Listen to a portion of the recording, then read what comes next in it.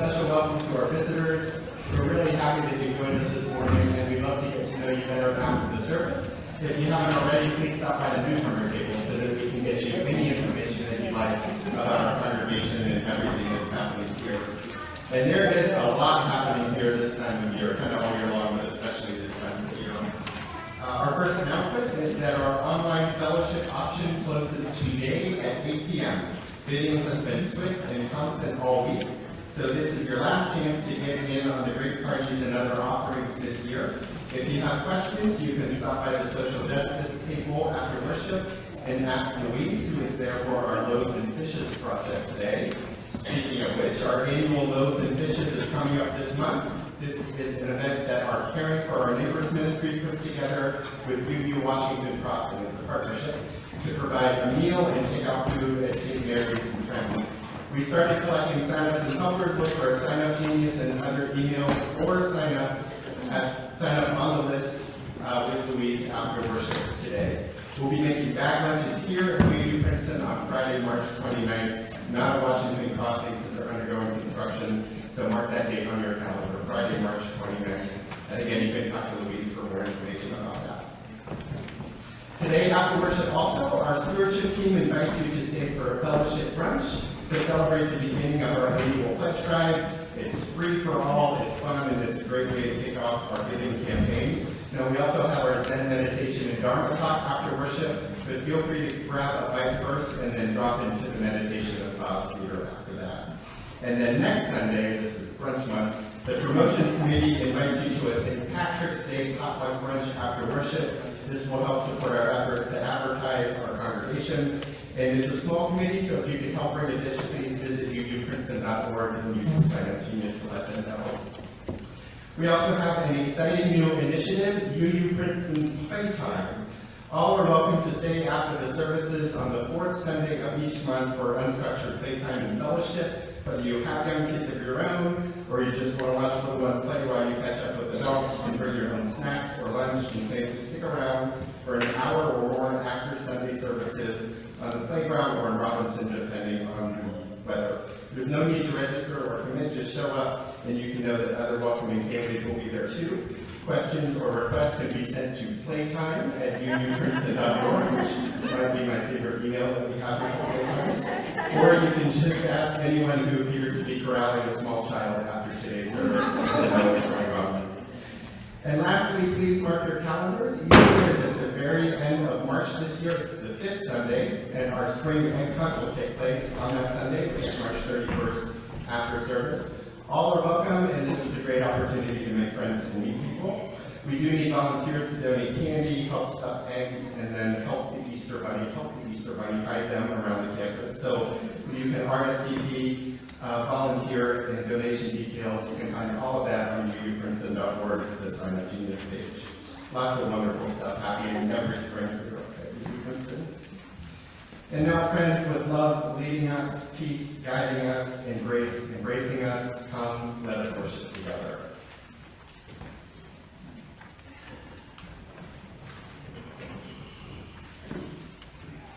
Our child's words this morning are from J.R.R. Tolkien. I wish the ring had never come to me. I wish none of this had happened. So do all who live through such times. That is not for them to decide. All you have to decide is what to do with the time that is given to you. Good morning. One chance to catch my breath.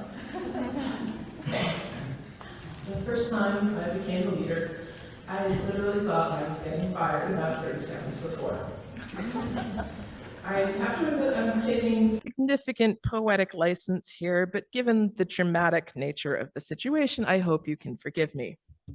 I've talked here about my first library leadership job before. It was an important turning point in my life for a lot of reasons, but I don't know that I've ever mentioned how it started. I'd left the library the previous day, proudly presenting at about a work project at a local professional group in Union Square. So I missed all the fireworks that were going on in our offices a mile or so south down on Canal Street in Manhattan. My boss, the guy who had hired me the year before, but had turned out definitively not to be a mentor, had spent several years progressively alienating and abusing his library staff.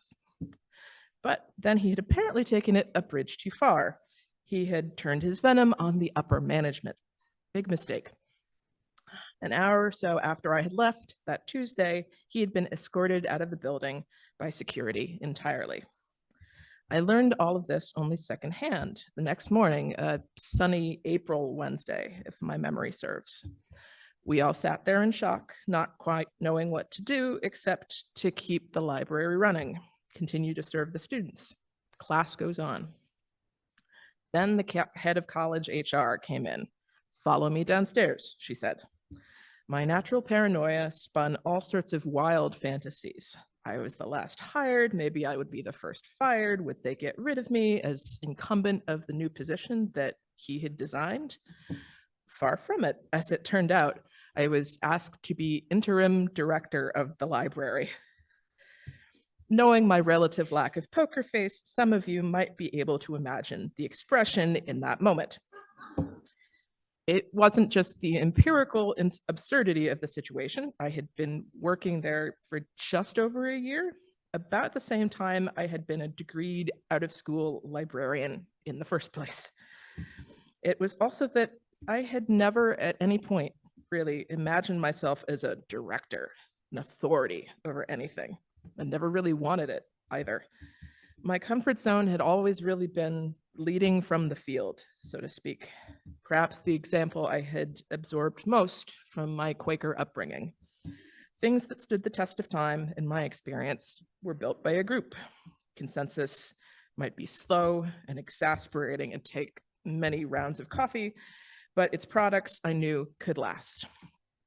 I had been part of the group that had led my college orchestra, but only as its music librarian, organizing our little locker, dragging the rolly bag of symphony arrangements back and forth and back and forth. That didn't feel like being a leader. Our leaders were Liz and Mary Ellen with the big ideas, the creative vim that made the Harvard Pops a quirky but entertaining presence on the campus scene.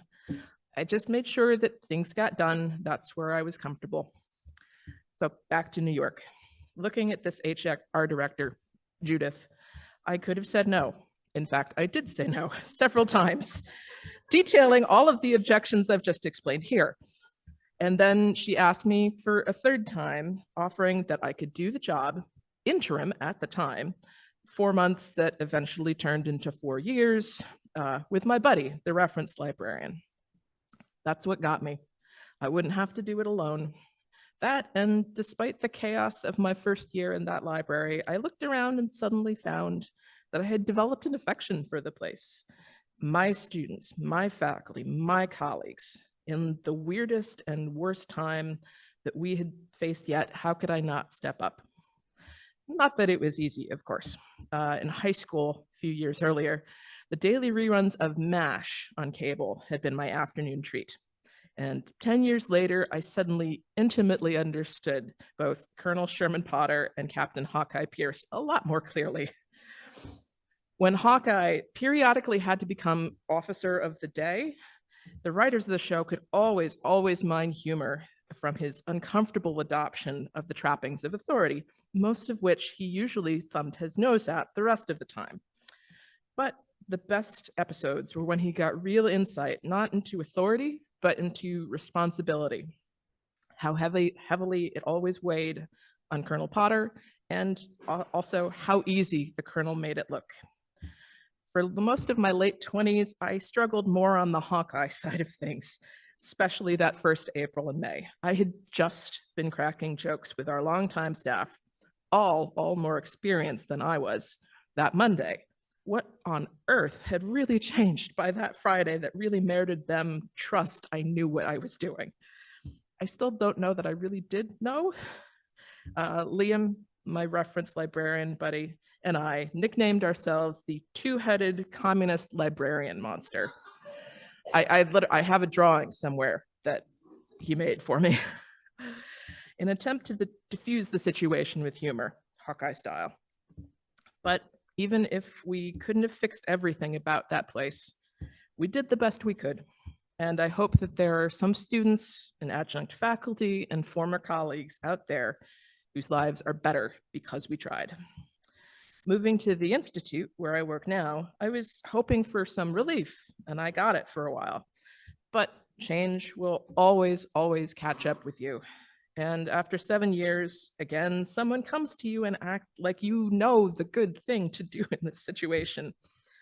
They give you responsibility in situations good and bad because you've earned their trust.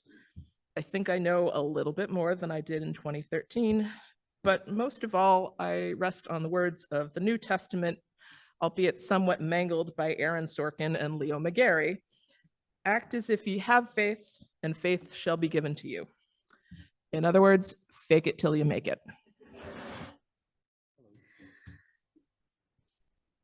So this is a sappy one. You've been warned. We were driving around and running errands. Sorry. Hello. We were driving around and running errands sometime in the fall of 2022. We realized that we had been excitedly chatting about UUCP-related activities for hours. Audrey suddenly became quiet and said, half stunned, half laughing, "I think we're church people now." We must confess to holding judgment for religious community since almost forever. Either of us would have made reluctant exceptions for a handful of people of faith, think Martin Luther King or the Dalai Lama, people whose great wisdom and compassion led them to a God of love, of action and justice. But both of us being queer, pagan, and communist-ish, we had a lot less patience for church people who, in our minds, gathered to worship a mean, judgmental, and punitive God. When I was a kid, I visited my grandmother's dour, intolerant congregation in the small town of Britt, Iowa, which is known for its annual hobo convention. The preacher that Sunday spent what felt like hours disparaging the hobos for being unkempt and sinful, and urged the congregation to shun them.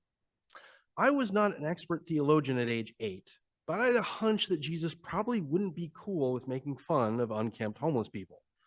These could not be my people. I was raised in a Catholic church, and even though the French Catholic Church is a different animal than the American one, I still couldn't reconcile my burgeoning values with what the Catholic Church mandates. I really hated the idea of picking and choosing the rules. So I decided to leave the church and its people behind. For months on end, we randomly turned to each other in astonishment. Dude, we're church people now. It's hard to explain what a shift this was for us, but this congregation was transforming our lives from top to bottom. UCP has given us everything we couldn't admit we needed. As cliche as it sounds, our story with UUCP is a story about people. It's about Meg Cox making these two awkward introverts feel so welcome with her overflowing enthusiasm, like we were totally capable of overcoming crippling social anxiety. No big deal. It's about Pauline blowing our minds on our second visit by ending the prayer with "so mote it be." We just looked at each other like, what did she say? She can't possibly have said that. It's about Eva Foster at our first cup circle, instructing us with humor and grace in a beautiful communal pagan experience, one that we shared with our 15-year-old for the first time in her life. It's about Reverend Bill enthusiastically explaining Unitarian Universalist theology and history, and somehow always delivering exactly what we need to hear week after week. It is about Reverend Jennifer reaching out to us with care and support when we were both really struggling. It's about Margie's unflappable support and guidance, even when I didn't trust that I deserved it, and her faith that I could rise to the opportunities she gave me when I was doubting myself. It is about Judy V, who has been the beating heart of beloved community for us. I won't even try and explain just how profoundly meeting Judy has changed our life. Before we could realize what was happening, she had swept us up into becoming engaged members of the congregation. And the list is never ending. It's hard to truly express just how thoroughly our lives have been transformed by UUCP. We were so miserably isolated, physically stuck, and spiritually unmoored. We keep saying that a power greater than ourselves drew us here. I know it sounds melodramatic, but we've been talking about the possibility for years until one morning, inspiration struck. Hey, want to check out this Unitarian thing? As luck would have it, of the free congregation within our reach, UCP was the only one we could get to on time.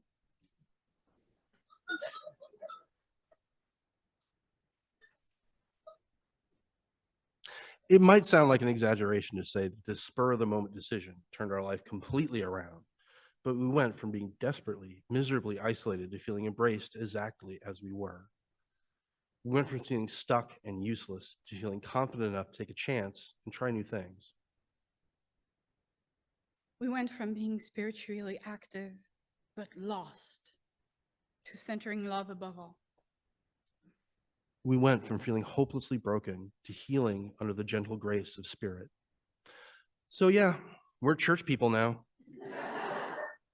Excuse me, I prefer part of the web of all existence. Thank you.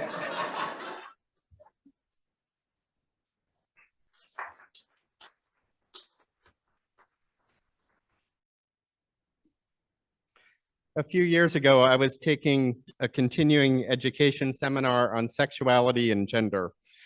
It was offered by the Rutgers School of Social Work Continuing Education Program, which is primarily aimed at helping social workers get their CEUs. They'll let anyone in, though, even a minister untrained in any area of social work and not in need of those CEUs. And so a few times a year, I crash one of their programs and learn about topics that are interesting and important in social work and ministry. For example, they do a lot of anti-racism, anti-oppression stuff. They cover nonprofit management training, trauma and family systems, and they dip into social media and its effects on kids and our worldview with increasing regularity. They once even did a workshop on hip hop music and its therapeutic benefits.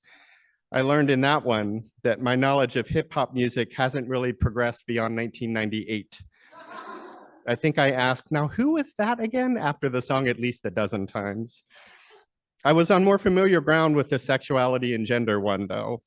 At one point, the instructor was speaking about the internalized stigmas that can burden sometimes severely LGBTQ kids and adults, and that it was important for everyone to learn about these identities while remaining open to new information because the field itself is pretty new and rapidly expanding. Someone, I swear not me, even though I was the only minister in the room, asked for a good faith-based resource that is compassionate and forward-thinking about these topics. Religion is, in general, not thought to be compassionate and forward-thinking about sexuality and gender identity diversity, but the person who asked the question really wanted to know if there was an exception. The instructor said that there was one she could recommend. She said, the Unitarians have this great program called OWL, like the bird, but it's an acronym for something else, I'm not sure what, but it's really good. It's progressive and embracing. She then remembered from our intros that that's my thing. And she asked me which Unitarian churches teach OWL all over the state. I said I wasn't really sure, but I know that ours did and many do, if not every year, at least on a cycle. And then I gave an elevator speech for OWLs as best I could, while wishing that our own Judy V or Alice Deanan were in the room because they would have given a much better one than me. OWLs, which is short for Our Whole Lives Lifespan Sexuality Education, is a series of progressive faith-based curriculums that group people together by age for appropriate education and exploration. It stresses healthy and honest relationship building, accurate information, safety, and mutual respect. We offer it here, as do many Unitarian Universalist and United Church of Christ congregations. Its facilitators are trained, and the program changes as information changes. The social worker who asked the initial question about faith-based resources asked me on the way to lunch if a trans questioning kid would be welcome in an OWL series. And I said, yes, the program is designed to create that specific kind of space and covenant. She then said that her younger sibling is in that position and their faith community wasn't prepared to be there for them. She said they didn't want to leave their faith community, but they needed extra support. And I said that I thought owls could offer that for them. It would be there when they needed it and should, if it's working well, provide support and community. She said she'd look into the congregations in her part of the state, and then we went on with our lunch and our program. The exchange was not about me, but I must say that it's remarkably satisfying to be able to offer that bit of support to a stranger who, in this case, was less a professional asking a professional question and more an older sister asking about support for a younger sibling she loves. In a culture that has of late surged in hostility toward LGBTQ people, surged in politicized bullying and power-obsessed bigotry, it is a privilege to be able to point to that curriculum as a space of respect and kindness and compassion. It is a blessing to know that we are learning and living a new way, even with the winds of intolerance in our faces. It is important that owls exist not only for better times, but for times such as this. That phrase comes from Esther in the Hebrew Bible. Esther is a Jewish queen in ancient Persia, now Iran, who is hesitant to stop a planned annihilation of Jewish people by this evil advisor to a king.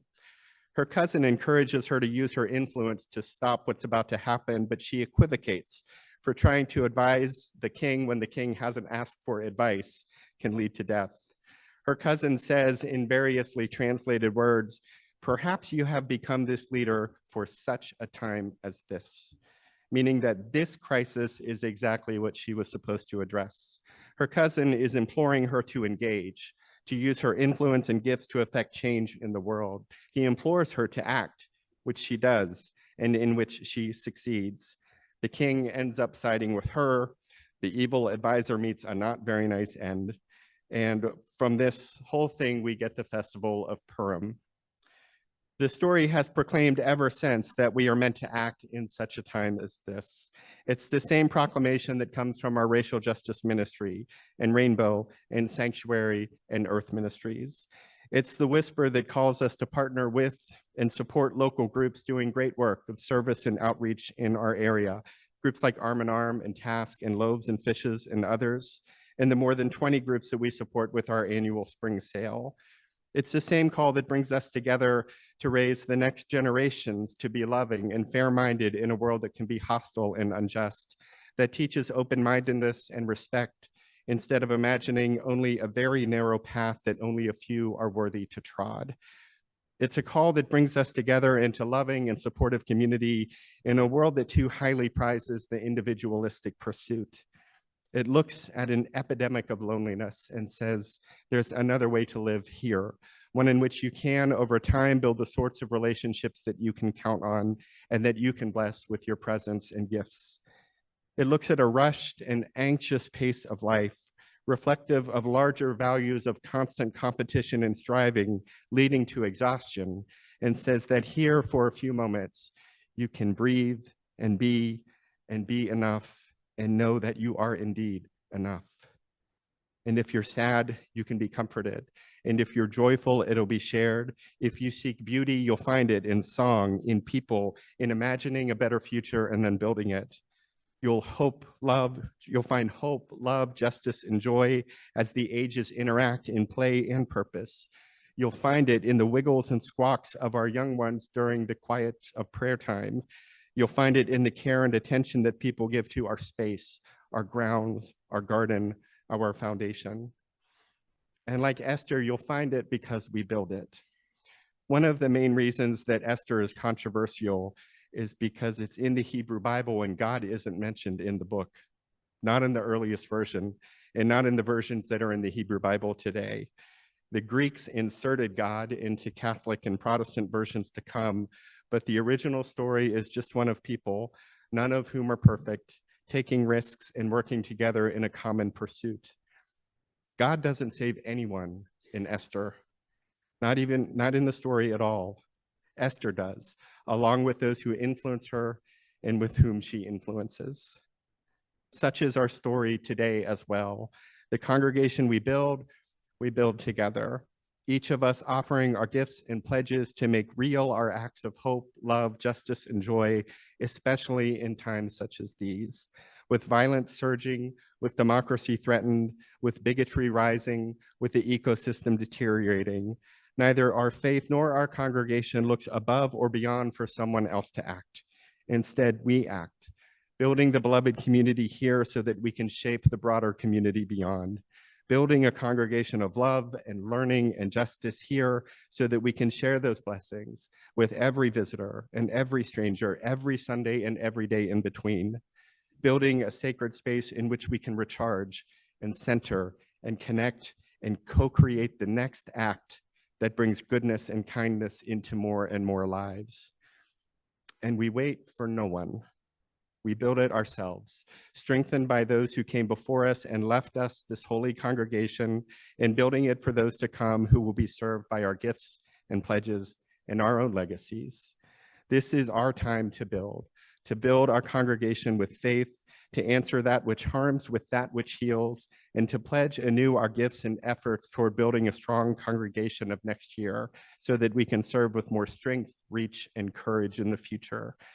We are here for times like these, imposing as they may be, concerning as they may be, with the stakes very high. We nonetheless know that together we can bring hope, love, justice, and joy to life. We can reach the lonely. We can act with courage. We can bring about a better world for our children, and we can save people with our love. Such is our legacy and purpose in all times, but especially today, in times such as these, when our actions can bring about justice, compassion, respect, and love. May we continue doing so as we pledge and build our congregation of 2024-2025. And now to talk some more about that campaign, the wonderful Cindy Funkley.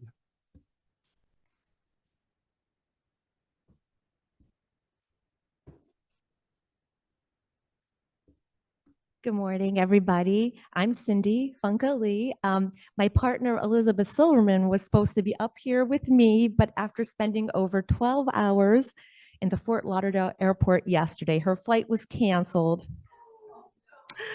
She's here, but she's here with us in spirit and on the live stream. Hello, Elizabeth. As Reverend Bill just so beautifully related to us, the quote, "For such a time as this," comes from the book of Esther in the Old Testament. We'd like to say that a deep spiritual biblical insight just led us to pluck that out of the air for our pledge theme, but that's not exactly what happened. Last fall, Elizabeth was watching TV and happened to hear New York Representative Elise Stefanik nominate Jim Jordan to be Speaker of the House. Stefanik introduced this nomination with the quote, repeatedly saying that for such a time as this, the country needed Jim Jordan. Well, we're not sure about that. You can decide those things on your own. But what we are sure about is that for such a time as this, the country, for such a time as this, we really do need UU Princeton in our community and in our world. To quote Bill's column in the most recent Skylights, he said, "We are a positive and affirming beacon of love, of hope in a world that often lacks those messages. We make the world more caring and curious and less harsh and judgmental. We connect and grow across the generations and gather to worship in a spirit of freedom and gratitude. And we enliven our values, making good deeds our living creed, and in doing so, help heal a wounded world." We are able to do this because when action is necessary, UU Princeton acts. You are now going to hear from some of our fellow congregants about the many ways that UU Princeton acts. Now, don't worry if you can't make out every single word, as there are handouts in Robinson Lounge with all these wonderful ways printed, as well as on our live stream at the end of the service. So Lauren, as our board president, could you get us started? Absolutely. I'm going to try to talk loud, so here's my best. The Board of Trustees develops and articulates the long-term goals of the congregation and works closely with the executive team to monitor progress towards achieving them. Next. Leadership development nurtures potential, empowering individuals to become drivers of inspiration and change within our congregation. So the digital ministry unites us all across both the physical and virtual spaces. And we promote collaboration and community within the congregation. You can reach us at tech@uvprinceton.org. The Finance Committee oversees the responsible management and allocation of our monetary assets to support our shared endeavors and ensuring that our congregation's prosperity lasts for generations to come. The fellowship option, yes. Plays an important role in adding to our congregation's finances, while at the same time helping to build our sense of community. Yes. The Buildings and Grounds Committee physically anchors our community, ensuring the upkeep, beauty, and vitality of our sacred spaces, including maintenance, repairs, landscape planning, and of course, sound.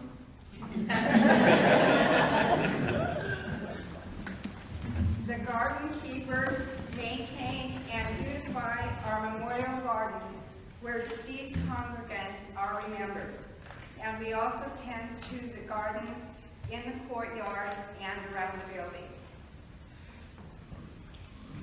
Worship associates enrich our Sunday services, sharing personal reflections that deepen our engagement with the service themes.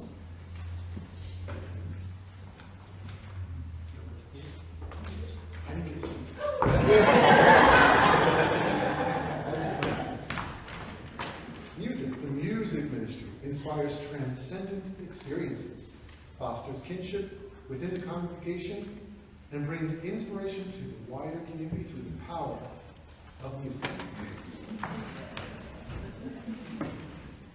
The ushers warmly welcome and guide those attending in person on Sundays.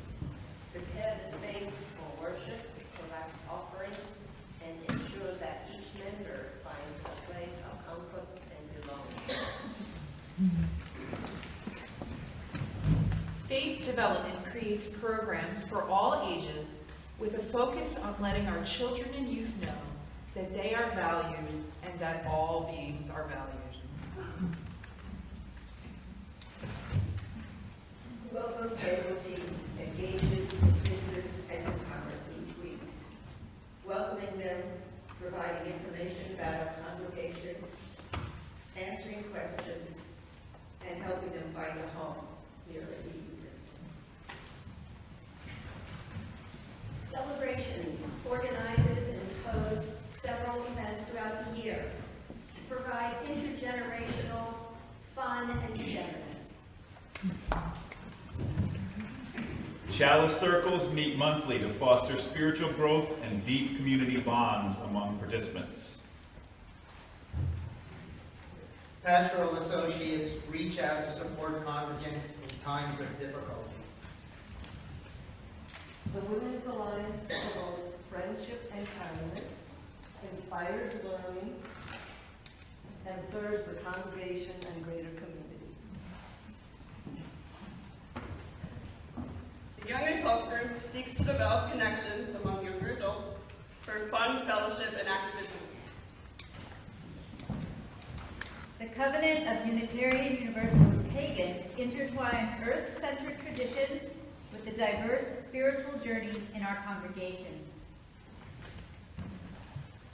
The Buddhist Meditation Group gathers weekly to meditate and discuss secular Buddhist teachings in a supportive environment. Our partner church committee has for decades maintained a relationship with the Unitarian Church in Fajardo, Transylvania, with many reciprocal visits, fostering solidarity and mutual support. The UU Princeton Book Discussion Group meets every other month to discuss member-chosen fiction and nonfiction. Our discussions encourage fellowship, a love of literature, and exploration of important themes and issues in our world. Princeton Eats Plants advocates for whole foods, plant-based living, fostering community through fun, delicious, nourishing monthly potlucks here at UU Princeton.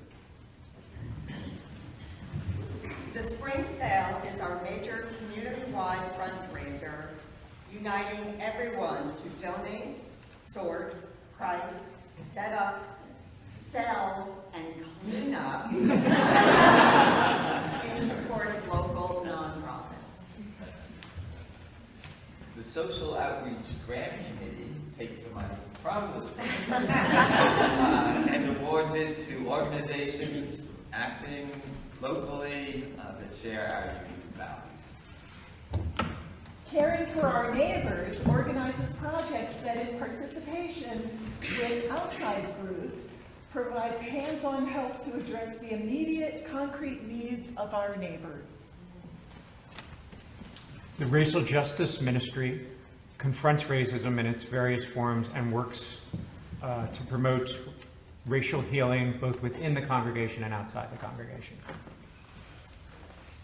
UU Faith Action confronts systemic injustice and works to establish compassionate New Jersey public policies that are consistent with UU principles. The Rainbow Ministry supports LGBTQ plus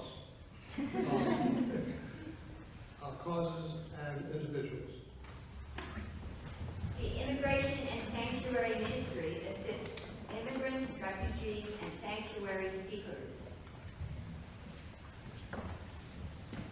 The Earth Ministry and Citizens Climate Lobby affirm and promote the seventh principle, creating a sustainable way of life that is central to our view of a just and compassionate world.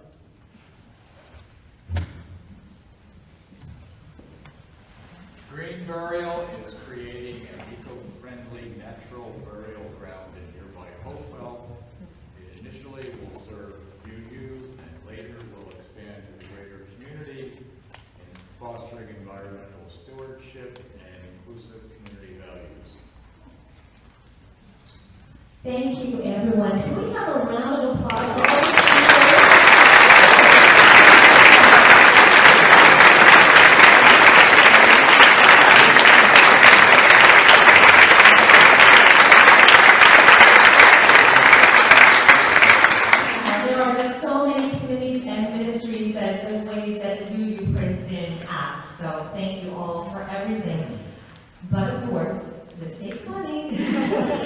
Our goal this year is the same as last year's goal, to raise $600,000 in pledge commitments. We again hope that almost all of this coming year's pledges will be submitted within the next 2 weeks like we asked for last year. And people did step up, and so we just asked that you do that. You should all have received a mailing from Reverend Bill with a brochure explaining the drive and a pledge card. If you're inspired to pledge today, there are pledge cards right outside of Robinson Lounge. Right by where all the list of all these wonderful ways that UU Princeton acts in our community and our wider world.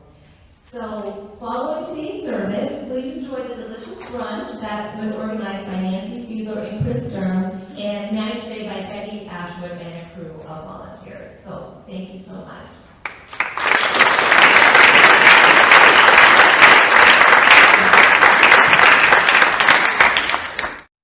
And now at the end of our hour, we extinguish our chalice, knowing that its light carries us until we gather again. Go forth grateful for the moments before you, the breath within you, the people among you, and the Spirit guiding you toward lives of love and kindness. And go forth knowing that you are held always and always with everyone else by that great love of no beginning and never ending. Go in peace, and amen.